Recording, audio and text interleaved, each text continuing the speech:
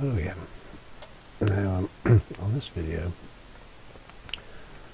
I want to try and give you some examples for you to apply to yourself. And I want to try and show you how you can apply this method I talk about to your own situation.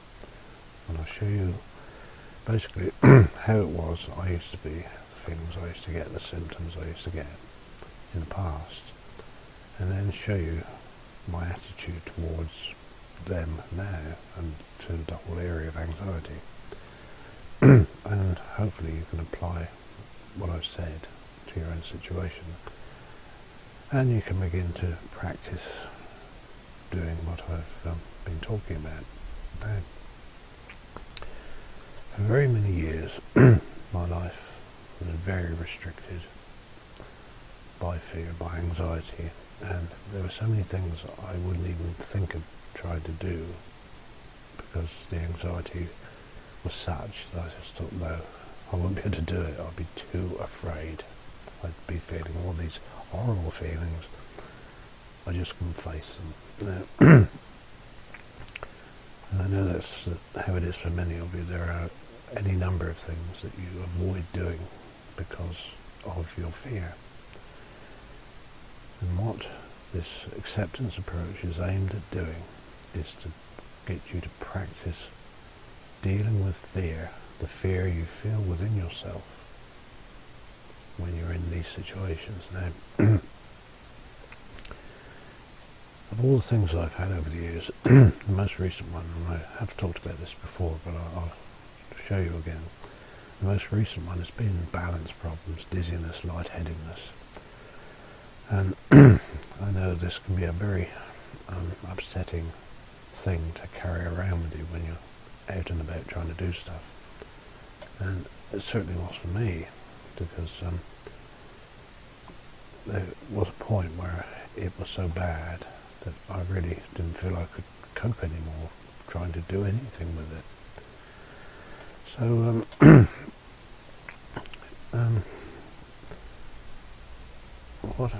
what I've talked about on another video is I've described how I came to the realization that I couldn't do anything about any of these fear feelings because I didn't need to do anything about them.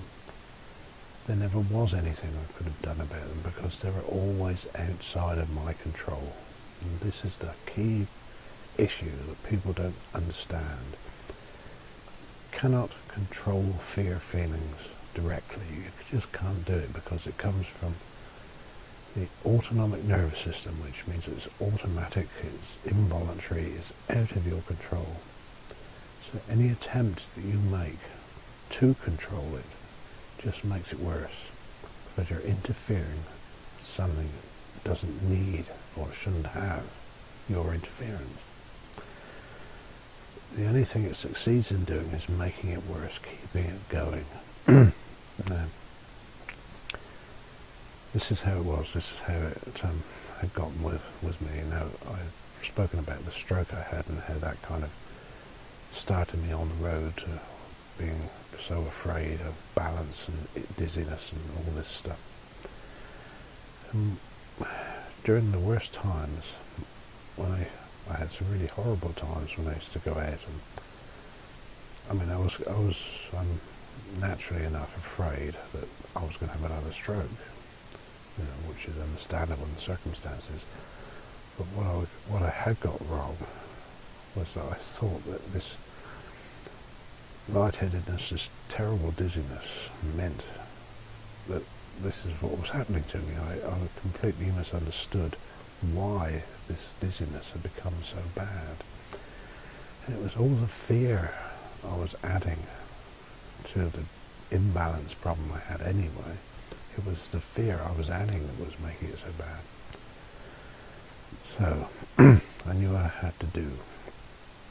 And throughout much of last year, I practiced doing things that I found hard to do. I practiced doing them more. I started doing a lot of things that I'd avoided, and one of which was actually doing something about a terrible garden, which didn't sound like it's much of a job. But for me it was extremely difficult because all the movement and bending and twisting and all the rest of it used to make my balance go terrible. And I found I could only do it perhaps half an hour, and then I had to stop and just to kind of steady myself again, and then I could do some more. But that was just the stroke effects. Yeah, that was the only reason. But I kept on doing it, and by the end of last summer I'd done more than I had done for years previously. And I was really quite pleased. Now, the thing about it, what I did in this situation was to keep, when I was out practicing, doing the things that I thought I couldn't do with the dizziness there, you know very well what it's like. You get all this terrible, frightening stuff going through your head as to what you fear the consequences will be. And for me, with dizziness, I used to think, well, things, oh God, supposing I collapse in the street, supposing I trip over and fall flat on my face, supposing I walk into a lamppost or just flake out or something, all these kind of thoughts were going through my mind the whole time. And with all that, this is what compounds the problem, all these frightening thoughts, what if, what if, what if, until it builds up such a feeling of terror inside of you that to keep going when it gets to that point, it seems impossible. You feel like, oh no, I can't do it, I'm running away. And believe me, that's what I did a few times, I can tell you. It got too much and I used to bail out. So what I continued to do, I thought, well, it's no good running away from it. I'm never going to get better if I keep running away from it. I just practiced again. And this is why Claire Weekes made a big point of saying you practice. Because practice means you just doing it on any particular occasion, you're doing it, and if it doesn't work out, you do it again the next time. You practice again the next time. So that is the approach I took. I used to think to myself, well, it doesn't matter how I get on today. It doesn't matter at all. I'll just have a go. I'll just practice doing it. And if it, if I'm not happy with the way it goes, too bad. I'll just practice the next time. And it doesn't matter. In other words, it didn't matter how I got on. It didn't matter at all. It's just another practice. So I kept doing these things, going out, and with all this frightening stuff going through my head.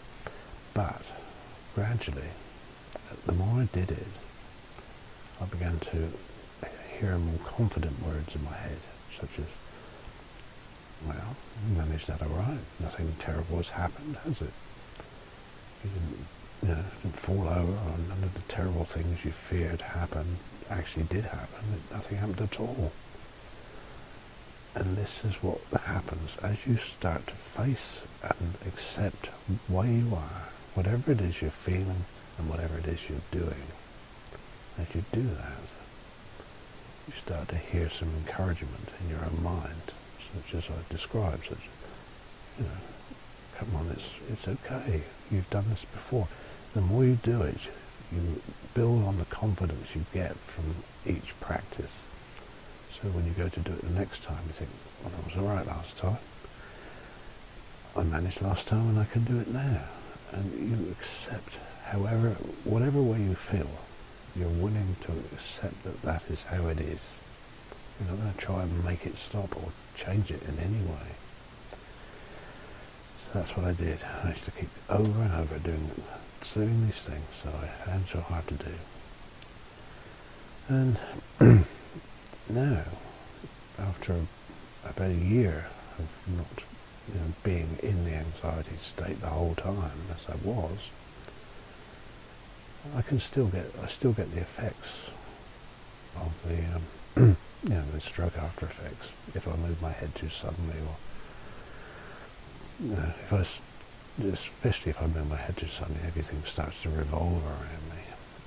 But now, because I've done this so much, I think, it's just the same old stuff. Nothing to worry about. because I've had this time now where I've not been so totally absorbed by anxiety, it's given my nervous system a chance to heal its sensitized state. And having done that, I now don't have to suffer these intense fear feelings like I used to have. This is what happens the more you practice. Your nervous system starts to calm down, and then you just get, fear feelings like anyone else might get.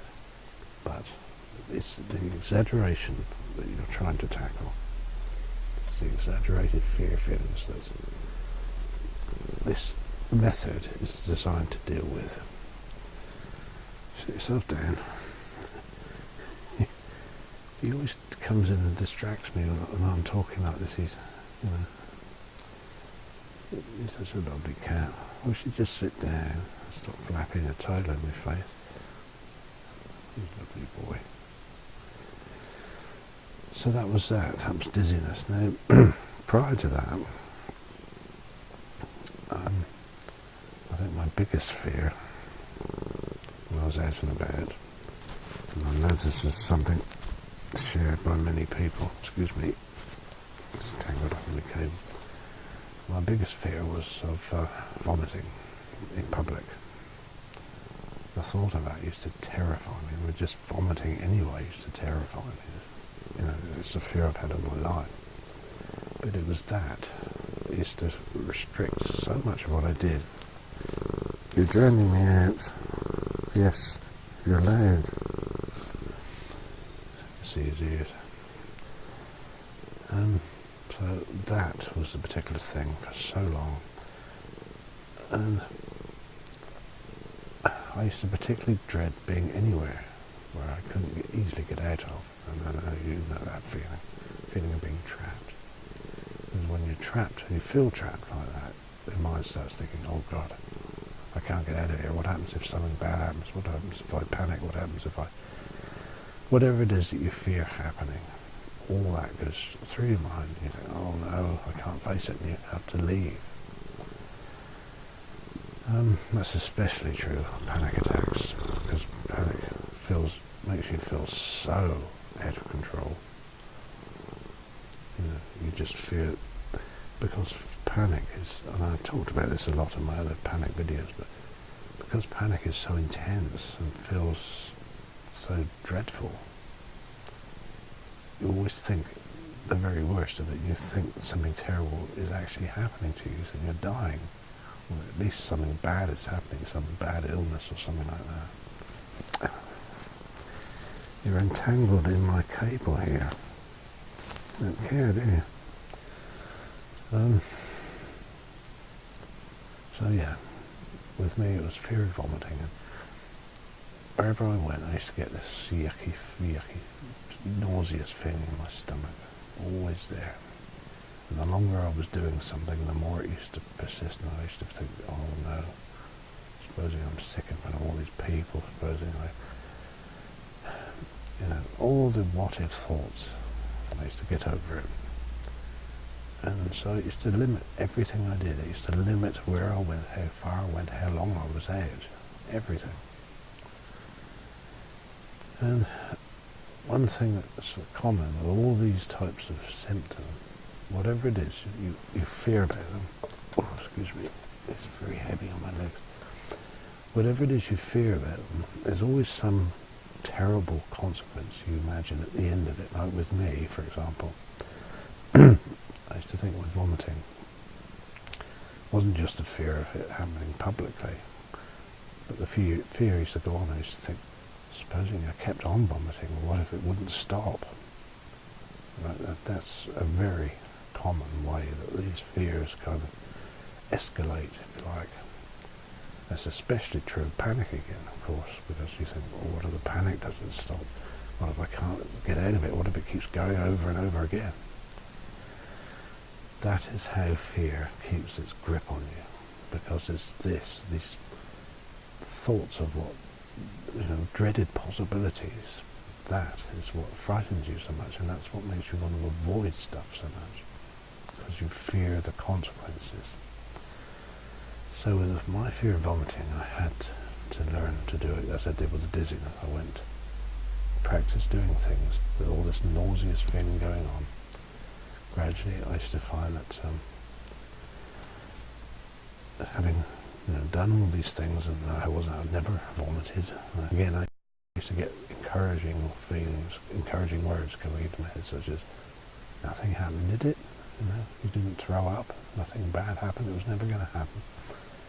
You see the idea, gradually as you get more practiced at going and doing these things with all this stuff going on inside of you, and you realize that you can still do them however bad you feel, you get the confidence that you're never in any danger at any time from any of this.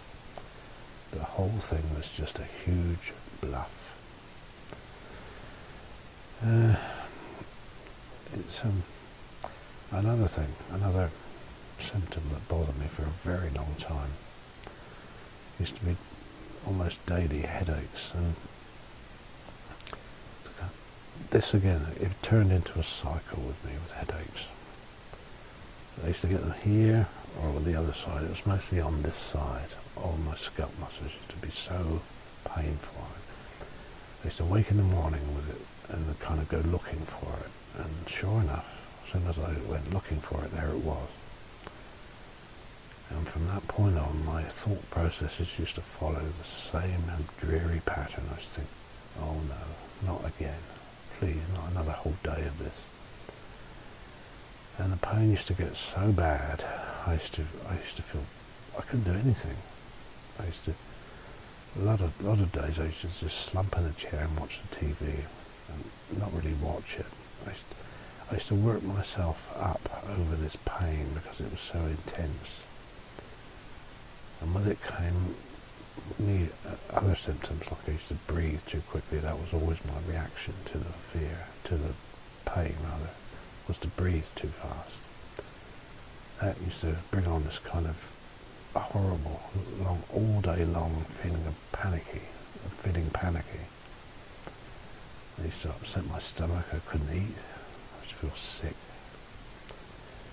But again, I got caught in the cycle of fear over this particular thing. And if I had to do stuff as well, if circumstances required me to go and do things, and the headaches used to still be there, I used to feel, I used to dread it. I thought, well, I can't cope, I can't think of all this pain. And it was it was something that I gradually began to break the cycle of, and this is where I am today with headaches. I mean, sometimes mostly I get stiff necks now, not headaches as such. Occasionally I get a headache here. Mostly it's my neck that gets very tense if I'm working under pressure or whatever. But unlike before, where I used to dread and fear the headaches, now I think, well, so what? I know I can take a painkiller. Before I would never take a painkiller because I thought the painkillers used to upset my stomach like aspirin. I always thought, it's going to make it worse if I take an aspirin, it's going to make me feel even sicker than I was.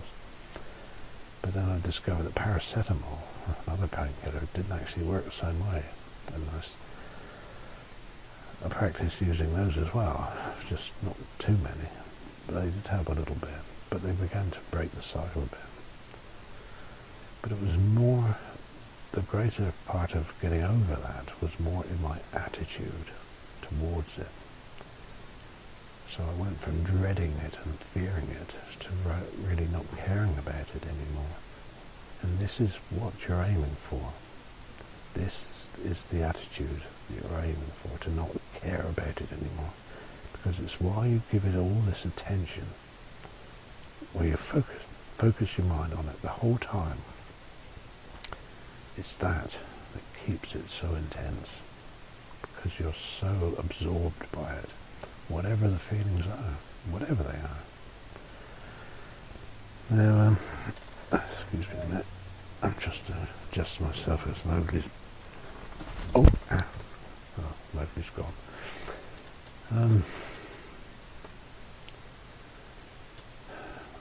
was trying to think of other things that people worry about, especially, I think two things that I certainly had over the years. Heart palpitation, that was something that used to bother me because I used to feel it pounding in my chest. And difficulty breathing, that again I used to get that accompanying my to balance problems. And whatever the feelings are, the same approach works with all of them. Now, I know you think, well, some things are easier to accept than others. Well, maybe so. But another one that's always used to bother me because of its association with vomiting.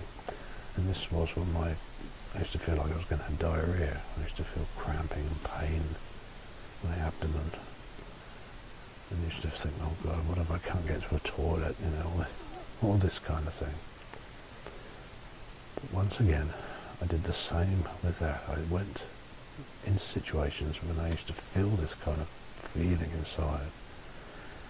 But I soon began to realise that once again, that was never going to happen. I don't want to get too graphic about this, but when you feel like diarrhea is going to happen to you, and it's diarrhea because of fear, you can't actually control it. You can control it with the use of muscle, shall we say. So that, you're never going to swallow yourself because of it. That's what I'm trying to say here. And I proved that to myself as well, because I did a number of things with this kind of strong urge that I was going to do it. But it never happened. And you see, that is the key thing to remember. You're proving to yourself that none of your terrible fears of what might happen to you actually ever do happen to you. They never will.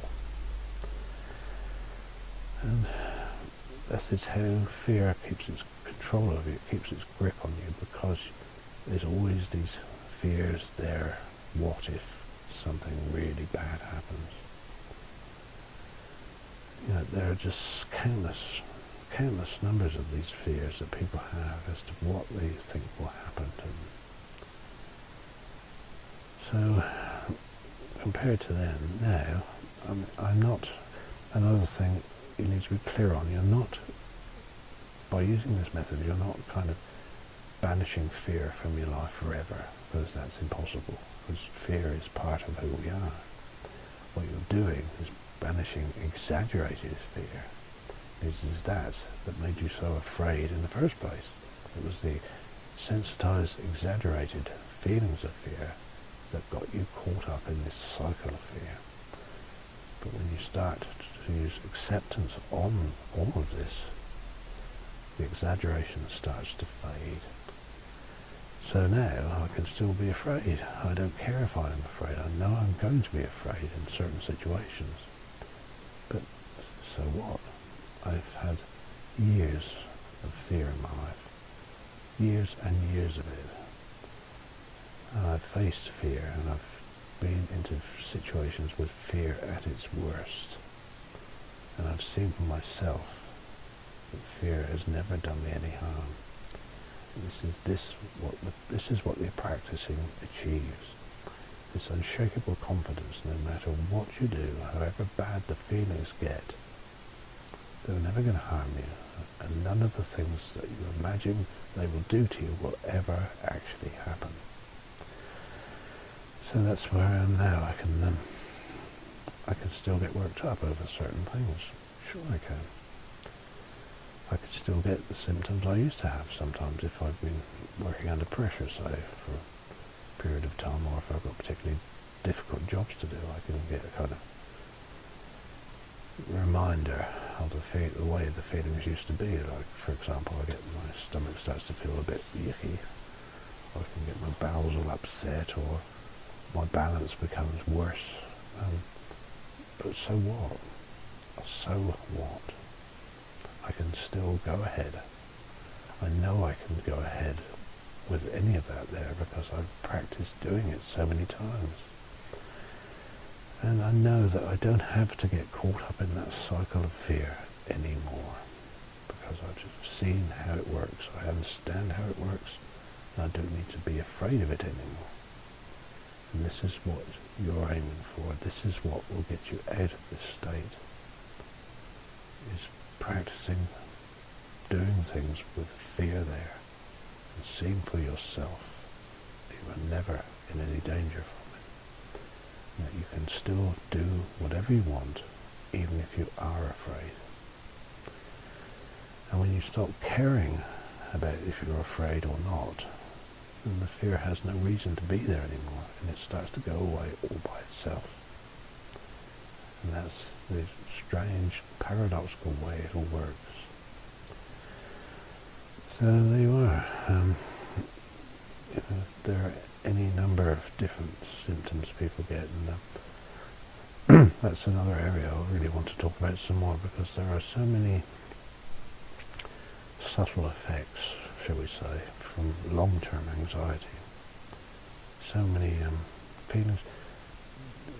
Most people are aware of the common feelings of fear, but there are so many subtle other effects that fear can have on you that don't get talked about much. And I'm sure a lot of you, like I used to, would search high and low trying to see somebody describe these odd feelings and never had any luck. So I'm going to try, from all the things I can think of, describe all these rather subtle effects of fear. So hopefully that'll be even less for you to worry about in the future, because you'll see that I certainly have them, and that nothing bad ever came of them. So anyway, I think that'll do for now, and please, I do encourage you, just however limited it might be in the beginning, whatever it is that you're avoiding, just do it a little at a time, at a pace you can manage. And then you'll start to gain this confidence you so need. And gradually you'll begin to see that this whole fear business has tricked you into this state. You misunderstood it, and now you're learning the truth about it. As you learn the truth, as the saying goes, the truth will set you free. It really will. So until next time, thank you for watching, and bye for now.